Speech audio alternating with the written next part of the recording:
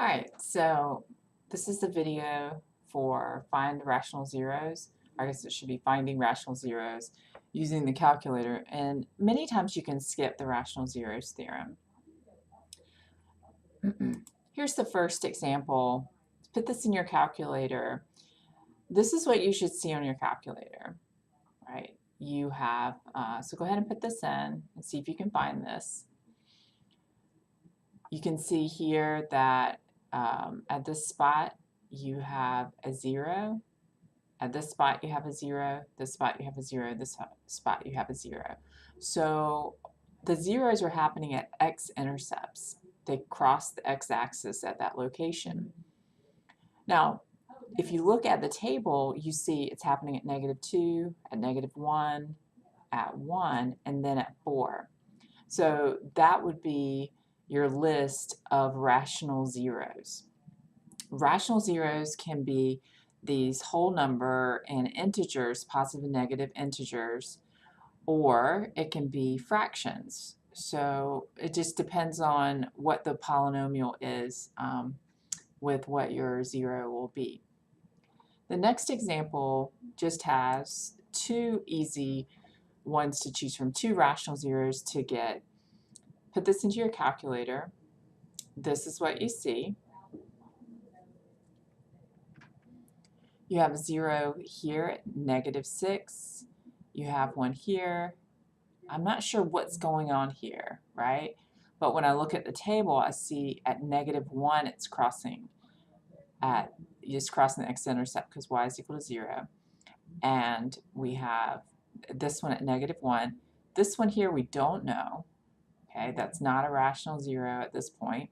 I guess it could be a fraction, but since I've already worked it out, no, it's not. And then this one over here is, it doesn't look like it's going to be a rational zero either. So what ends up happening is usually with these that are fourth degree, we're going to have 4 zeros as our answer. We have 4 crossings, so that means we're going to have 4 zeros. We need to get 2, so if we get 2, then we can use synthetic division to break it down a little bit further to find the last 2.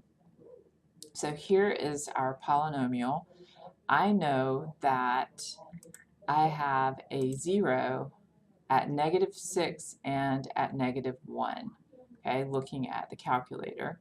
So what I'm going to do is I'm going to come in and I'm going to do my synthetic division model. So I'm going to have a 1, a -3, -69, -95, -30. I'm going to leave a little room. And in here I'm going to put -6. I drop the first term. I multiply it times 1. -6 times 1 is -6. I get -9 because I just add those up. -6 times -9 is 54. I add that to -69 and I get -15.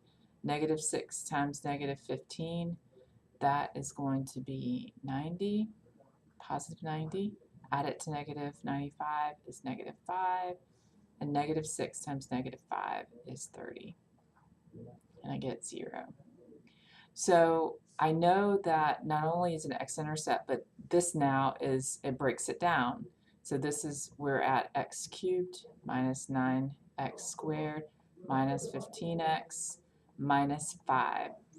So now I'm going to take my other one that was a clear-cut 0, and that one is at -1. And I'm going to use these particular coefficients. The broken down one, not the, you don't want to go back to the original because you essentially will be starting over. I drop the first term, multiply -1 times 1, -1 times -10, -1 times -5, and I get that.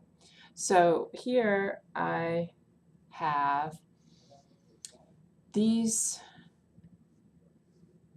that have been broken down, and now my new polynomial is this one. I'm going to need to use the quadratic formula to find the answer to this. So I have A is 1, B is -10, C is -5.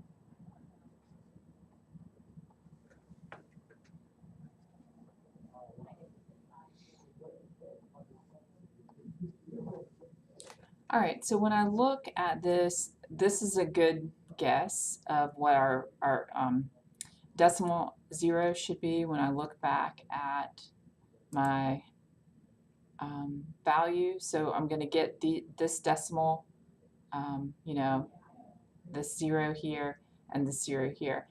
I just need to break it down a little bit more for my math lab. So I know that 120 is like 4 times 30. 4 is a perfect square, so that's a good one. Let's see if 30 breaks down. This would be 6 times 5. So no, it doesn't break down any further. So this is going to be 10 plus or minus the square root of 4 times the square root of 30 over 2.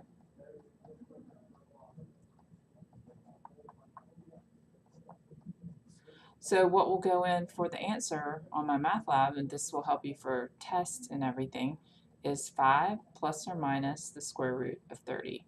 And these are your last two that you have. So that's what you have here. Thanks.